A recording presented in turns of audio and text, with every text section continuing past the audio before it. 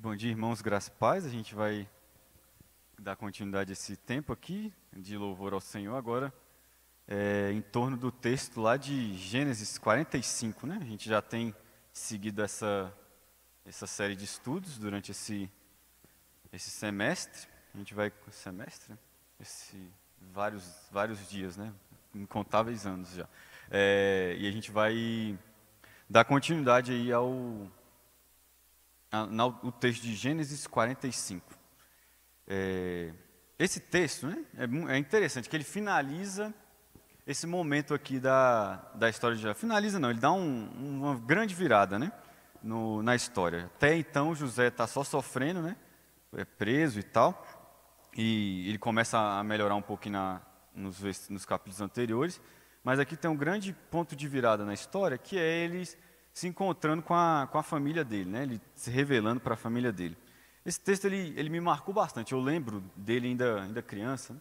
Quando o meu pai lia ele para a gente antes de dormir, né? Essa história que é muito marcante, tem novela dela, tem filme, né? Porque ela de fato é uma história bem comovente, né? Parece um épico. Você imagina um adolescente rico, bem de vida numa comunidade lá da Palestina, ele é vendido pelos irmãos dele como escravo. O cara ele se envolve num esquema de tráfico internacional de pessoas, é mandado para outro lugar, lá ele sofre assédio pela filha do chefe, tentativa de estupro, é preso, acusado injustamente, fica encarcerado, encontra uns ministros do faraó, aí interpreta o sonho, aí vira primeiro-ministro depois de interpretar o sonho de Faraó. Ele foi uma história assim, muito marcante, né? Um cara que sofreu muito e depois venceu, né? E é uma história meio estranha, né? Se vocês olharem, né, conhecendo estranho assim, né? Não que a Bíblia não seja verdade, né? Mas é uma história com peculiaridades. Vocês imaginam como é que era o lar de José no contexto que ele veio e os traumas que ele passou para ele chegar até aqui. Lembrando, né, que ele era vindo de uma família que, se a gente for falar aqui, né, que o pessoal gosta de usar essa palavra, é uma família tóxica, né? Você imagina, os irmãos venderam ele para uns mercadores de escravos. E já dentro da casa dele, o pai dele tinha duas esposas, ou seja, e as duas esposas eram irmãs. A madrasta dele era ao mesmo tempo tia dele. E outra coisa, o pai tinha outros casinhos, né? Outras servas lá, que as mulheres incentivaram a ele a ter. Então ele tinha vários irmãos nesse contexto e eles não gostavam muito dele, né? Tanto que venderam ele como escravo. Aí dentro disso, né? Ele ainda sofre todos esses traumas aí, é preso injustamente e tal, mas ele vence na vida, né? Depois de todo esse negócio, ele está aqui, José, um funcionário público, um cargo comissionado, cargo de confiança, primeiro-ministro do rei, ministro de Estado. Ele fez uma política pública aqui que simplesmente salvou o mundo da fome. Ele fez com que o Egito, né, depois no texto continua, ele consegue comprar todas as propriedades dos produtores rurais lá do Egito, porque eles não tinham mais comida para comprar, não tinha mais dinheiro para comprar comida, e o povo, o faraó, né, o Estado estava pegando a terra das pessoas em troca de comida. Você vê a situação, e José foi o grande mentor, um cara de sucesso. Aí chegam os irmãos dele. Vocês imaginam dentro disso, depois de todos esses anos, né, José traumatizado, né, traumatizado não, mas sofrendo todo tipo de assédio na vida, chega a família dele tóxica para pedir ajuda para ele lá na repartição pública que ele trabalhava. O que vocês fariam numa situação dessa? Depois de todas essas humilhações, qual que seria a nossa reação nos parentes que só deram trabalho para a gente chegando para pedir ajuda? E é isso que o texto aqui está retratando, né? A reação de José depois de toda essa confusão que teve na casa dele. O texto diz assim, Gênesis 45. Então José, não se podendo conter diante de todos que estavam com ele, bradou: Fazeis sair a todos da minha presença. E ninguém ficou com ele, quando José se deu a conhecer a seus irmãos. E levantando a voz em choro, de maneira que os egípcios os ouviram também à casa de Faraó. E disse a seus irmãos: Eu sou José, vive ainda meu pai? E seus irmãos não lhe puderam responder, porque ficaram atemorizados perante ele. Disse José a seus irmãos: agora chegai-vos a mim. E chegaram-se. Então disse: eu sou José, o vosso irmão, a quem vendeste para o Egito. Agora, pois, não vos entristeçais, nem vos irriteis contra vós mesmos, por me haverdes vendido para aqui, porque para a conservação da vida Deus me enviou diante de vós. Porque já houve 2 anos de fome na terra, ainda restam 5, e em que não haverá lavoura nem colheita. Deus me enviou adiante de vós, para conservar a vossa sucessão na terra e para vos preparar a vida por um grande livramento. Assim, não foste vós que me enviaste para cá, e sim Deus, que me pôs por pai de Faraó e senhor de toda a casa, e como governador em toda a terra do Egito.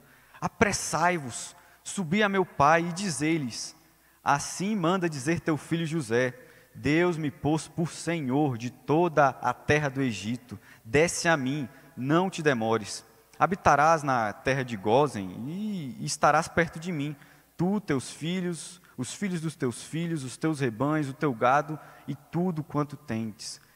E aí te sustentarei, porque ainda haverá 5 anos de fome, para que não te empobreçais tu e a tua casa e tudo que tendes. Eis que vedes por vós mesmo, meu irmão Benjamim vê também, que eu sou mesmo quem vos fala. Anunciai a meu pai toda a minha glória no Egito e tudo quanto tendes visto. Apressai-vos e fazei descer meu pai para aqui. E lançando ao pescoço de Benjamim, seu irmão chorou, e abraçando com ele chorou também Benjamim. José beijou a todos os seus irmãos e chorou sobre eles. Depois seus irmãos falaram com ele. Então esse é o texto, né, do Palavra do Senhor, e assim continuamos, né, na explicação. E assim, levando em consideração todo esse contexto de sofrimento, né, José, olhando assim, né, parece que ele foi meio besta, né? Pensa bem, que cara mole, né? A família só fez mal para ele, só tratou ele mal, e agora o cara está chorando, abraçando, fala: não, vem morar aqui perto. Imagina vocês estão trabalhando no emprego de vocês e tem um colega lá de vocês que conta essa história. Então, quando eu tinha 17 anos, minha família ela me vendeu num esquema de tráfico internacional, fui trabalhar aí como... Cheguei, mas eles estão bem aqui, ó. Eles estão nessa crise que aconteceu, eles estão pedindo dinheiro aí na frente. O que você falaria para o seu colega de trabalho que pedisse um conselho aqui, nesse momento? Provavelmente, né? O que um cristão falaria? Qual que era o conselho certo? Provavelmente a gente ia falar: não, esses seus parentes aí são tranqueiros, eles só querem se aproveitar de você. Agora que você venceu na vida, quando eles te venderam, agora eles querem dinheiro, querem ajuda, querem comida, querem se aproveitar. Isso aí é interesse. Isso aí é melhor você nem falar que você é rico, que eles vão querer herança depois. Não entra nessa conversa, não deixa eles descobrirem que vocês eram. E José, inicialmente, ele pensou nisso, né? Pensou em não dar muita ousadia para os irmãos dele, só que teve algo que constrangeu ele. Os eventos aqui desse texto, né, foram marcantes, mas algo no texto anterior fez ele desabar de choro, para ele olhar, mesmo nesse contexto de tanta dificuldade, ele desaba no choro. E vocês imaginam também, né, dentro desse contexto de José, né, de todas essas complicações na infância, na família dele. Se qualquer problema emocional, afetivo que José tivesse, a gente ia passar: não, esse cara aí, ele sofreu demais na vida. Né? Imagina uma criança vinda dessa família aqui, na igreja, na rua, ele podia tocar o terror, mas a gente ia falar: não, dentro da família que ele veio aí, isso aí é pouco dos problemas que tem, né? Isso aí se explica tudo por causa daquela família bagunceira que tinha lá que ele mora. E José, mesmo com todo esse contexto, ele conseguiu ter um equilíbrio emocional e se tornar governador do Egito. Se tornou um cargo de alta confiança no Egito. Imagina o equilíbrio emocional, a maturidade de José para lidar com todos esses problemas e vencer na vida, chegar ao cargo máximo na nação, então, uma das mais poderosas da época. Que homem equilibrado, só que ele desaba no choro aqui. O que faz um homem como esse, que passou por tantos traumas, desabar no choro, não conseguir se conter, que o texto diz aqui? Ele não pode se conter diante das pessoas, ele chora tão alto que o pessoal está fora da casa, consegue escutar o que ele está, a gritaria. O que faz um homem até então tão equilibrado, conseguiu superar as coisas, desabar no choro? É o que a gente olha no versículo 33 aí do capítulo 42, né? 44. Diz assim, né? Agora, pois, fique teu servo em lugar do moço por servo do meu senhor, e o moço que suba com os meus irmãos. O que isso, né? O que é o contexto aqui, né? José, ainda nessa preocupação de entender se de fato os irmãos dele estavam interessados ou não, ele fez um esqueminha lá para poder incriminar eles de roubo, né? Incriminar Benjamim. A gente não sabe exatamente o que aconteceu, mas eu imagino que ele queria era livrar Benjamim da confusão que era a casa dele. Melhor você ficar aqui preso no Egito que você voltar para lá, os caras me venderam como escravo, quem sabe acontece a mesma coisa com você fica aqui perto e, né, e não volta para lá que eu vou te cuidar de você, nessa ideia. Mas para os irmãos de José, eles não sabiam disso, né? Para os irmãos de José, Benjamim ia sofrer tanto, ia ficar preso, escravo lá no Egito, acusado de roubo de forma injusta. Só que Judá, né, o texto, essa palavra é de Judá, se a gente voltar uma página, a gente vai ver que é ele que fala isso. Ele viu a situação do irmão dele que seria preso no Egito e fala, não, eu fico no lugar do meu irmão. Eu não vou deixar você ficar com Benjamim, porque meu pai vai sofrer demais, ele vai morrer de desgosto, eu vou ficar no lugar dele. E aqui, gente, a gente olha que a família que vendeu José, ela não é mais a mesma. Ela teve uma mudança. Os irmãos que inicialmente fizeram uma emboscada para o irmão mais velho, agora um deles se oferece para poder ser preso no lugar do outro. Ele oferece a vida dele para cumprir uma pena injusta. José olha para esse ato de auto-sacrifício do seu irmão e olha e não aguenta. Ele desaba. Porque essa história também é a grande história da salvação. Judá, o ascendente de Jesus, ele faz exatamente isso por nós. Diante das nossas culpas, diante da nossa condenação merecida, ele resolve assumir toda a nossa culpa e receber todo o castigo de Deus merecido para nos salvar. Judá aqui fez exatamente o que Jesus faz em nossas vidas. Ele se oferece para ficar preso em nosso lugar. Jesus ofereceu para morrer em nosso lugar, assim como Judá fez. E essa atitude diante de José desaba, faz ele simplesmente cair no choro. Isso é importante porque às vezes a gente tem aspectos, né, visões muito transcendentes, muito espirituais do que é o sacrifício de Jesus, mas ele se mostra aqui. O que seria um parente fazendo isso? Qual que é o sacrifício de um parente aplicado, né? A aplicação do sacrifício de Jesus na vida familiar é isso. É alguém resolver ser preso no lugar do irmão. É oferecer a vida para salvar o irmão. E o texto de Romanos diz, né, não existe maior amor do que esse, né, dar a sua própria vida em favor dos seus amigos. E é o que Judá faz. E é o que faz José desabar no choro aqui. E dentro dessa questão, né, José também, agora, ele tem uma mudança na perspectiva dele, quando ele percebe toda essa modificação no coração dos irmãos. Né?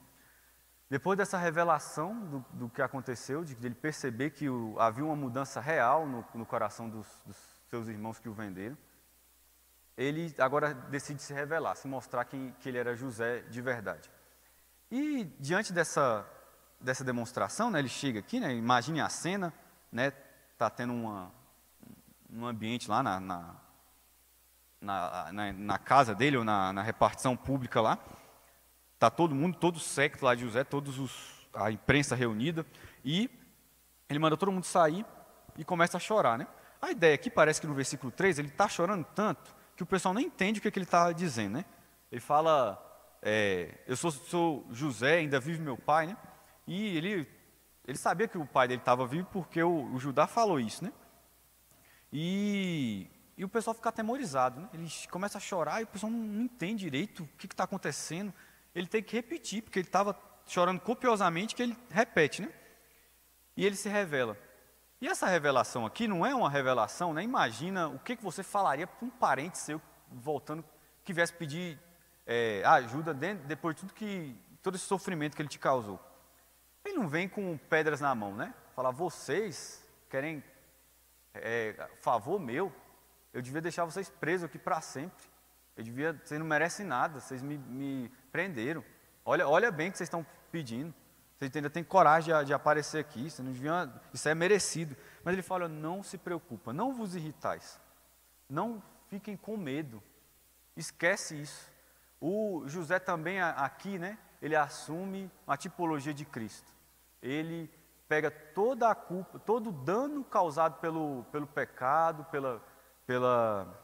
pelos erros, todas as mágoas, todas as dificuldades, todos os problemas emocionais, e não passa para frente. Aquela coisa de quebrar o ciclo da violência, ele não continua, ele não joga na cara, ele não tenta lidar pagando a mesma moeda. Ele fala, olha, não precisa se preocupar. Esquece o que vocês fizeram. Não fiquem tristes, não fiquem se culpando porque vocês fizeram isso de errado. Não adianta, não precisa. Tudo que aconteceu foi para a conservação da vida. E é importante a gente pensar nisso, né? Porque a gente tem vários dilemas familiares, toda sorte de problemas ainda hoje. E, de fato, né, todo o sofrimento é importante e talvez algumas das dificuldades que os irmãos tenham passado não sejam capazes de se comparar à de José, né?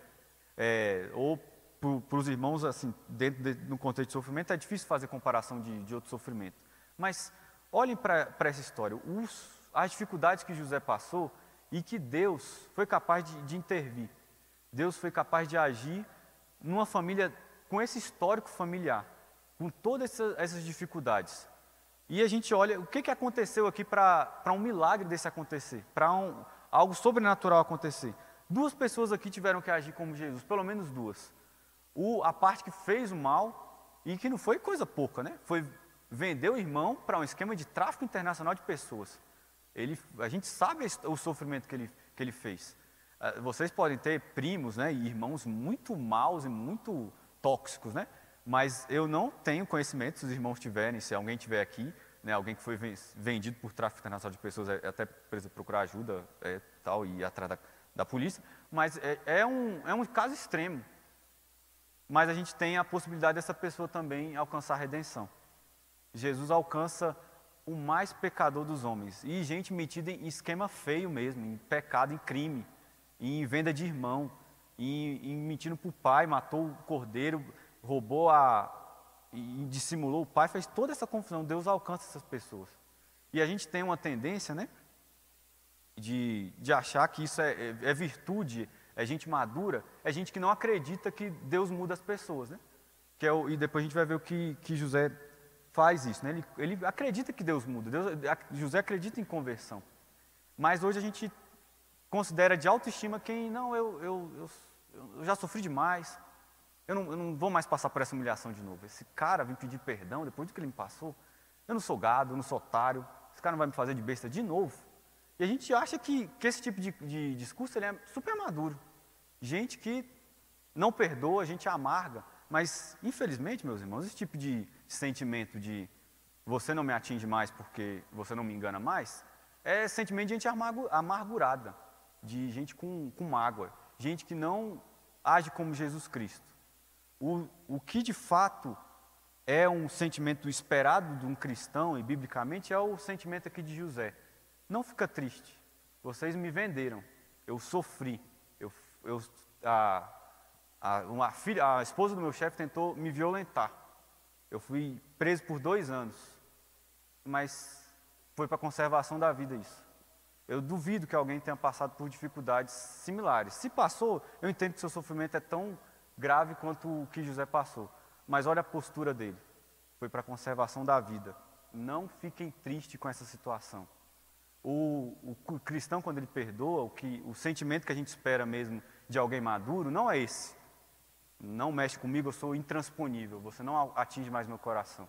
É o sentimento de quem chora na frente, é quem fica vulnerável de novo. É quem fala, não, vem morar aqui comigo, eu perdoei você. Não é o sentimento de, você não me engana mais. Isso não é maturidade, isso não é virtude, isso é amargura.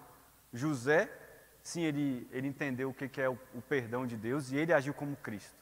É assim que uns problemas familiares tão complexos podem ser resolvidos. É claro que existem questões que precisam de mais tempo, né, de mais acompanhamento, que existem questões, outros pormenores aí, mas é assim que o grande problema de José aqui pode ser resumido.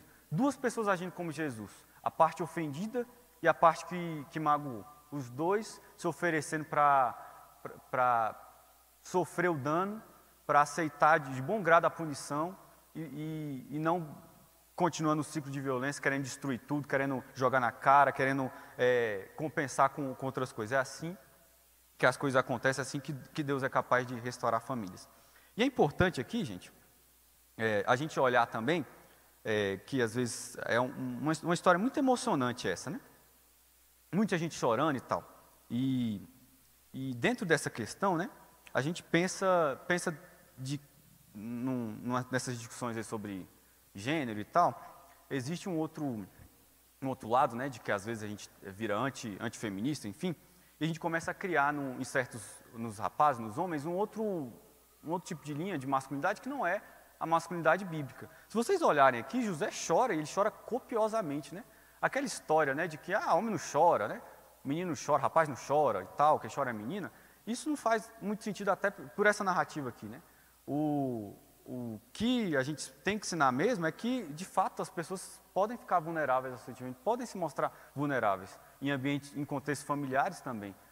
A masculinidade bíblica não é aquela, né, brutamonte, que não chora, intransponível, não. José chorou copiosamente aqui. Ele chora para o pessoal que está fora da casa dele ouvir. É claro, né, que ele não com certeza ele não era um rapaz desequilibrado, né? Falava, não, eu não consigo interpretar os sonhos de Faraó, eu sofri muitos traumas na vida, eu não consigo, eu só consigo ficar aqui preso, eu não consigo fazer nada. Não, ele venceu na vida, ele trabalhou, desenvolveu políticas públicas lá no negócio dele, causas revolucionárias, ideias novas. Não era que eu não acredito que ele ficava chorando nos cantos por qualquer momento. Existe um outro extremo, né, de se fazer de vítima, querer chorar por qualquer motivo. Mas José provavelmente tinha um equilíbrio emocional para chegar onde chegou, né? Mas isso não significa que ele não se mostrava vulnerável, que ele não demonstrava afeto pelas pessoas, que ele não era capaz de sofrer com os sentimentos dos outros, sofrer com o sofrimento das pessoas, ter empatia. José tinha isso, né? É importante a gente pensar nisso, porque o outro extremo para a masculinidade não é, né, o homem impassivo, incapaz de sentir nada, né? Não significa que a masculinidade também é todo tipo de paralisia diante de uma dor, mas também não é a falta de sentimentos, né? Isso é importante para a gente meditar e olhar para essa postura aqui do nosso irmão José. Mas, né, o que dá possibilidade de sentido para todo esse sofrimento, para toda essa questão, e que a gente pode confiar de que mesmo nesses contextos de lares tão destruídos, tão problemáticos, o sofrimento não é gratuito, né? As coisas não acontecem simplesmente de forma inexplicável, né? É a própria explicação que José dá a todos esses eventos, né? Ele fala, não vos entristeçais por haver me vendido para aqui, porque para a conservação da vida Deus me enviou diante de vós, né? No versículo 7, Deus me enviou diante de vós para a conservação da vossa sucessão na terra e para vos preservar a vida por um grande livramento. Gente, e já foi mencionado aqui, mas todo sofrimento humano, todo drama, todos os problemas, eles só podem achar significado, só podem achar sentido quando a gente olha para os planos do Senhor na história da humanidade. José, ele olhou para todo esse problema e pensou, eu fui vendido, eu passei escravo, trabalhei no negócio, porque o Senhor, ele quis conservar a vida. Ele quis que a descendência de Jacó pudesse sobreviver na terra e assim, né, por meio dele, todas as famílias seriam benditas, todas as famílias da terra seriam benditas.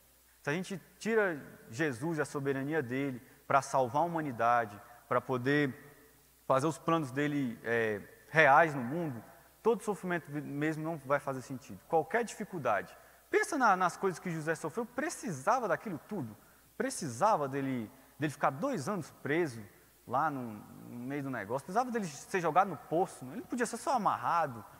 Podiam tratar dele melhor, respeitar os direitos humanos enquanto ele estava sendo vendido. Será que ele precisava de tudo isso? Mas ele olha para todo esse sofrimento dele, que aparentemente podia ser totalmente gratuito, que às vezes não tem sentido, detalhes assim insignificantes, mas ele consegue olhar para todos esses problemas e falar: Deus que me enviou aqui para a conservação da vida. Nada que acontece com a gente é gratuito, a ponto da gente pensar que simplesmente é um sofrimento desnecessário. Deus, ele conduz isso. Só que ele não conduz só para a gente ser feliz, né? José aqui não foi para José vencer na vida, virar um funcionário público, ter um carro comissionado que ele sofreu na vida. Não foi. Ele não olha e pensa que eu venci, vocês me trataram mal, porque Deus estava me ensinando a lidar com pessoas e para eu conseguir chegar no topo do Egito. Não foi com essa perspectiva. E às vezes a gente tenta dar significado aos nossos problemas nesse sentido, né? Para eu vencer, para eu ser uma pessoa melhor.